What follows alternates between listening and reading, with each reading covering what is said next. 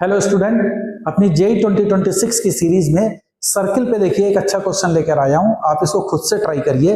देखिए क्वेश्चन क्या कहता है। क्वेश्चन कहता है कि find the minimum radius of the circle which is orthogonal to both the circle this and this.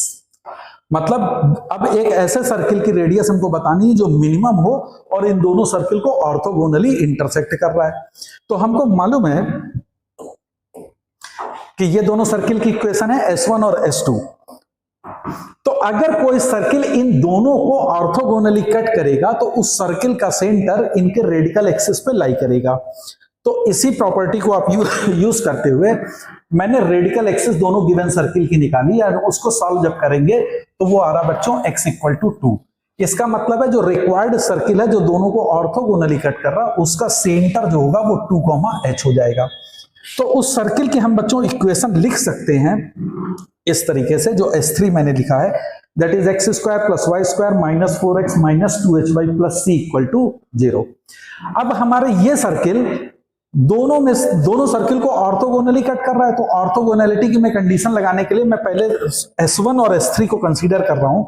तो उनके G1, F1 और C1 की वैल्यू लिखी और इसी तरह से रिक्वायर्ड सर्किल की GFC की वैल्यू लिख ली। अब ऑर्थोगोनैलिटी की बच्चों कंडीशन क्या कहती है? ऑर्थोगोनैलिटी की कंडीशन कहती है कि twice G1 G2 plus twice F1 F2 is equal to C1 plus C2।